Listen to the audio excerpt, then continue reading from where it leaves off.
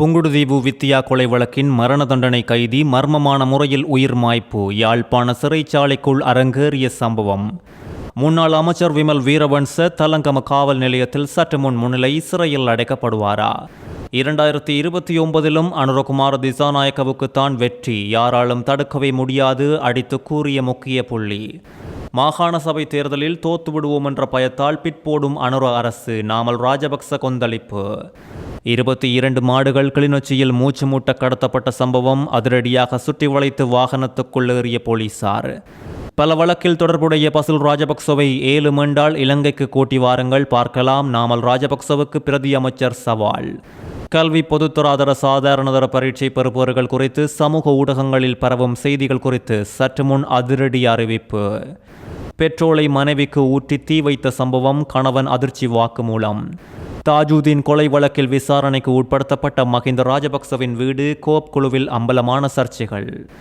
யாழ்ப்பாணம் புங்குடுதீவு மாணவி வித்தியா கொலை வழக்கில் தீர்ப்பளிக்கப்பட்ட மரண தண்டனை கைதி யாழ்ப்பாணம் சிறைச்சாலைக்குள் இன்று தூக்கில் தொங்கியபடி சடலமாக மீட்கப்பட்டுள்ள சம்பவம் பரபரப்பாக மாறியுள்ளது. உயிரிழந்தவர் பூபாலசிங்கம் ஜெயக்குமார் என்றும், இந்த குற்றவாளிக்கு முன்பே யாழ்ப்பாணம் உச்சநீதிமன்றத்தில் மரண தண்டனை விதிக்கப்பட்ட நிலையில் அவர்கள் தமக்கு வழங்கப்பட்ட தீர்ப்பினை மீள் பரிசீலனை செய்யுமாறு கொழும்பு நீதிமன்றத்தில் மேன்முறையீடு செய்திருந்தமையும் குறிப்பிடத்தக்கது.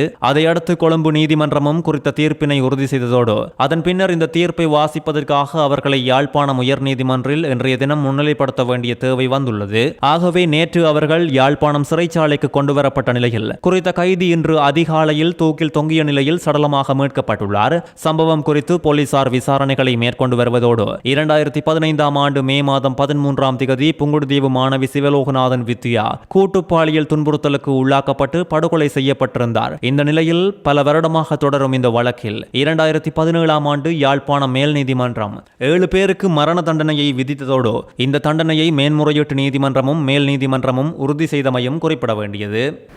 ஆட்சியில் இருக்கும் ஜனாதிபதி அனுர மக்களின் மனங்களை வென்று சிறப்பான ஆட்சியை நடத்தி நாட்டை முன்னேற்றி வரும் நிலையில் ஜனாதிபதி அனுரகுமார திசாநாயக்க 2029 ஆண்டு மீண்டும் நாட்டின் ஜனாதிபதியாக தெரிவு செய்யப்படுவதை எவராலும் தடுக்கவே முடியாது என்று அமைச்சர் சுனில் குமார கமகே அதிரடியாக தெரிவித்துள்ளார். அரசாங்கம் நாட்டின் பொருளாதாரத்தை நிலைநிறுத்தியுள்ளதோடு பொதுமக்களின் நம்பிக்கையையும் இப்பொழுது நாளுக்கு நாள் அதிகரித்துள்ளதாக அவர் தெரிவித்துள்ளார். இலங்கை தவறான முடிவுகளால் இதற்கு முன் திசையற்றதாக மாறியிருந்தது என்று கூறிய இந்த அமைச்சர், ஆனால் தற்போதைய நிர்வாகம் அந்த நிலையை மாற்றியுள்ளதாகவும் குறிப்பிட்டுள்ளார். வெளிநாடுகளில் வாழ்ந்து வரும் இலங்கையர்களின் ஆதரவால் இலங்கைக்கு தனது வரலாற்றிலேயே மிகவும் உயர்ந்த வெளிநாட்டு தொழிலாளர் பணப்பரிமாற்றத்தை பதிவு செய்ய பங்களிப்பு செய்துள்ளதாக கூறிய இவர், வரும் ஜனாதிபதி தேர்தலிலும் அனுரகுமார திசாநாயக்கவே ஜனாதிபதி என்றும் மீண்டும் அடித்து கூறியுள்ளார்.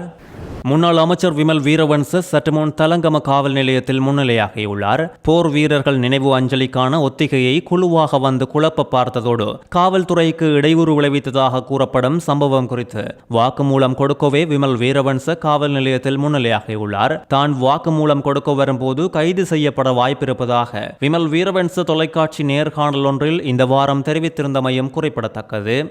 மாகாண சபை தேர்தலை வைத்தால் படு தோல்வி அடைவது உறுதி என்ற காரணத்தாலேயே அனுர அரசு தேர்தலை தொடர்ந்து பிற்போட்டு வருவதாகவும் மாகாண சபை தேர்தல் இந்த ஆண்டு நடத்த முடியாது என்று தெரிவிக்க ஜேவிபியின் பொதுச் செயலாளர் டில்வின் சில்வாவுக்கு என்ன அதிகாரம் உள்ளது என நாடாளுமன்ற உறுப்பினர் நாமல் ராஜபக்ச கொந்தளித்துள்ளார். நேற்று கொழும்பில் ஞாயிற்றுக்கிழமை நடந்த நிகழ்வில் ஊடகங்களுக்கு கருத்து வெளியிடும் போதே நாமல் ராஜபக்ச இதனை தெரிவித்துள்ளார். பிள்ளையானை பசில் ராஜபக்ச, மஹிந்த ராஜபக்ச உட்பட நாமல் ராஜபக்ச சிறைக்குள் சென்று சந்தித்துள்ளமை அண்மை நீதிமன்றத்தில் விசாரணைகளில் அம்பலமாகி இருக்கும் நிலையில் இவர்களுக்கும் பிள்ளையானுக்கும் இடையில் என்ன தொடர்பு என்ற கோணத்தில் பேசப்பட்டு வந்தது.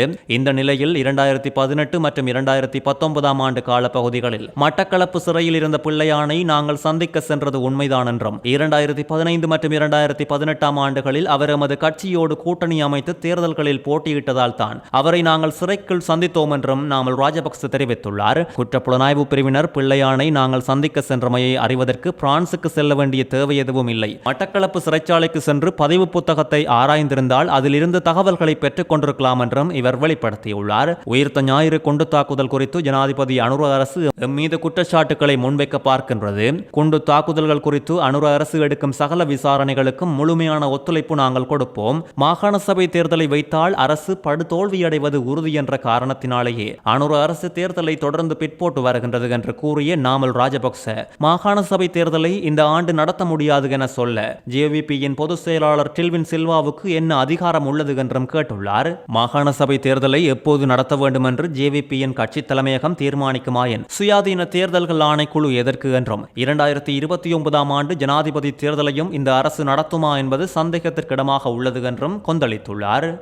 பிரபல ரக்பி வீரர் வசீம் தாஜுதீனின் கொலை சம்பவம் குறித்து விசாரணைக்கு உட்படுத்தப்பட்ட முன்னாள் ஜனாதிபதி மஹிந்த ராஜபக்சவுக்கு சொந்தமான வீடு குறித்து பொது நிறுவனங்கள் பற்றிய நாடாளுமன்ற குழுவில் சர்ச்சைக்குரிய மற்றும் அதிரடி தகவல்கள் அம்பலமாகியுள்ளது. குறித்த வீடு கொழும்பு மாத்தா பாதையில் உள்ள தொடர்மாடி குடியிருப்பில் அமைந்துள்ளதோடு தேசிய வீடமைப்பு அபிவிருத்தி அதிகார சபையின் கொழும்பு தெற்கு பகுதியில் மாத்தா வீதியில் அமைந்துள்ள தொடர்மாடி குடியிருப்பில் 1999 ஆண்டு அன்று அமைச்சராக இருந்த மஹிந்த ராஜபக்சவின் பெயரில் குறித்த வீடு வாங்கப்பட்டுள்ளது. வீட்டுக்காக வழங்கப்படும் அட்டையில் மஹிந்த ராஜபக்ச என பெயர் குறிப்பிடப்பட்டு அன்றைய பெறுமதியாக 45 லட்சம் ரூபாய் என குறிப்பிடப்பட்டுள்ளதோடு ஆனாலும் பணம் செலுத்தியதற்கான எந்த பற்று சீட்டுகளும் இணைக்கப்படவில்லை என கோப் குழுவில் அம்பலமாகியுள்ளது. ஆனால் இன்றைய நிலையில் குறித்த மஹிந்தவின் வீட்டுக்கான ஆவணங்கள் தேசிய வீடமைப்பு அதிகார சபையின் தென்பகுதி அலுவலகத்தில் காணாமல் போயுள்ளதாக தெரிவிக்கப்பட்டுள்ளதோடு இது குறித்து விசாரணைகளை நடத்தி குறித்த ஆவணங்கள் எப்படி காணாமல் போனது மற்றும் அது தொடர்பான தகவல்களை தேடி பார்க்குமாறு கோப் குழு அதிகார சபைக்கு அறிவுறுத்தியுள்ளது.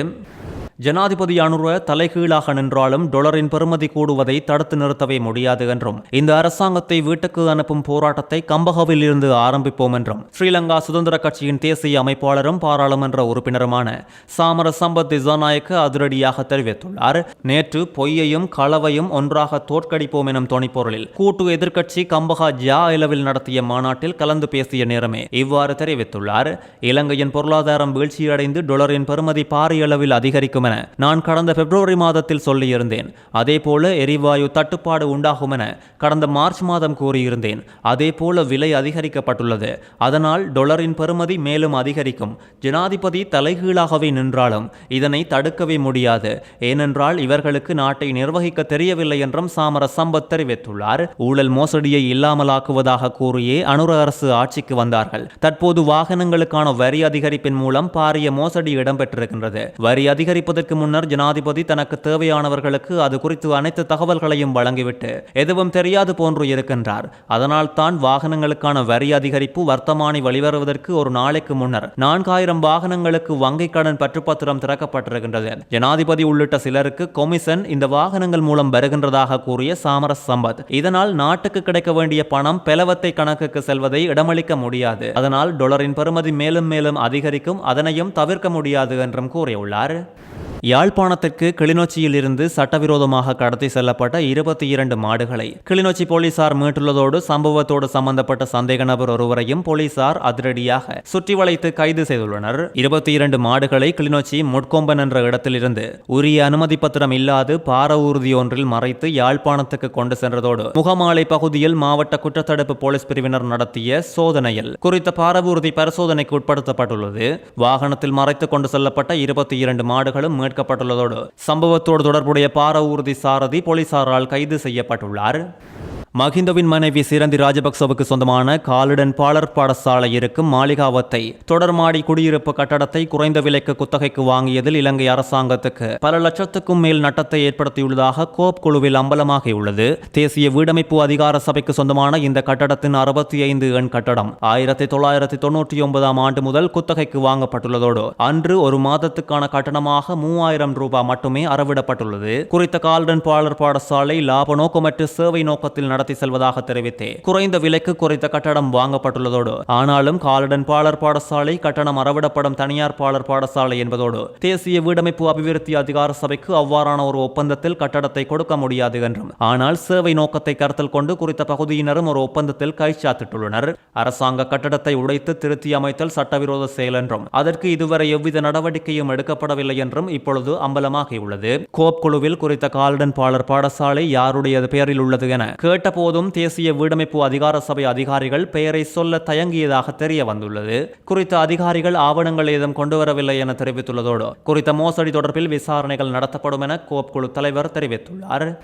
பசில் ராஜபக்சவை முடிந்தால் மீண்டும் இலங்கைக்கு வரவழைக்குமாறு நாடாளுமன்ற உறுப்பினர் நாமல் ராஜபக்சவுக்கு பிரதி அமைச்சர் பிரசன்ன குணசேன அதிரடியாக சவால் விடுத்துள்ளார். ராஜபக்ச குடும்பத்தினருக்கு எதிராக பல குற்றச்சாட்டுகள் முன்வைக்கப்பட்டாலும் அவர்களுக்கு எதிராக அனுர அரசாங்கத்தால் எந்த ஒரு சட்ட நடவடிக்கையும் எடுக்க முடியாது என்ற பலத்த வாதங்கள் கடந்த காலத்தில் இருந்ததாக பிரதி அமைச்சர் சுட்டிக்காட்டியுள்ளதோடு பொதுக்கூட்டம் ஒன்றில் பேசிய அவர் அண்மையில் வெளியான நீதிமன்ற உத்தரவுகளின் பின்னணியில் ராஜபக்ச குடும்ப உறுப்பினர்கள் மீதான சட்ட மற்றும் அரசியல் அழுத்தங்கள் அதிகரித்துள்ளதாக அம்பலப்படுத்தியுள்ளார். ஸ்ரீலங்கா பொதுஜன பெரமுன நாடாளுமன்ற உறுப்பினர் நாமல் ராஜபக்சவுக்கு நேரடியாக சவால் விடுத்த பிரசன்ன குணசேன முடிந்தால் பசில் ராஜபக்சவை மீண்டும் நாட்டுக்கு அழைத்து வாருங்கள் என்று கூறியுள்ளார். ராஜபக்ச குடும்பத்தோடு தொடர்புடைய பல சட்ட வழக்குகள் தற்போது நிலுவையில் உள்ளதாகவும் இதன்போது இவர் சுட்டிக்காட்டியுள்ளார்.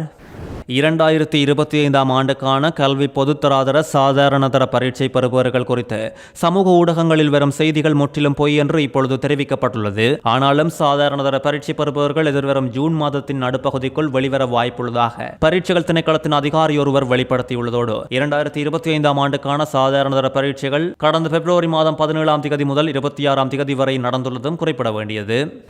தனது மனைவியின் உடலில் பெட்ரோல் ஊற்றி தீ வைத்த சம்பவம் இலங்கையில் பரபரப்பை உண்டாக்கியதோடு சந்தேக நபரான கணவரை போலீசார் அதிரடியாக சற்று முன் கைது செய்துள்ளனர். கைது செய்யப்பட்டவர் மீகவத்த அங்குட பிரதேசத்தை சேர்ந்த 41 வயதுடைய நபர் என்றும் கடந்த 18ஆம் தேதி மாலை 5:30 மணியளவில் முச்சக்கர வண்டியொன்றில் வந்த அவர் குறித்த பெண்ணின் தலையில் பெட்ரோல் ஊற்றி தீ வைத்துவிட்டு தப்பியோடியுள்ளார். பலத்த தீக்காயமடைந்த பெண் உடனடியாக வைத்தியசாலையில் அனுமதிக்கப்பட்டதோடு தற்போது வரை கொழும்பு தேசிய வைத்தியசாலையின் தீவிர சிகிச்சை பிரிவில் சிகிச்சை பெற்று வரும் நிலையில் அவரிடமிருந்து தற்போது மரண வாக்குமூலம் பெறப்பட்டுள்ளதாக போலீசார் தெரிவித்துள்ளனர். தீ வைத்தது தனது சொந்த மனைவிக்கே என சந்தேக நபர் ஒப்புக்கொண்டுள்ளதோடு இருவரும் தங்களது முந்தைய திருமணங்களிலிருந்து சட்டப்பூர்வமாக விவாகரத்து பெற்ற பின்னரே ஒருவருக்கொருவர் திருமணம் செய்து கொண்டுள்ளதாக தகவல்கள் வெளியாகியுள்ளது.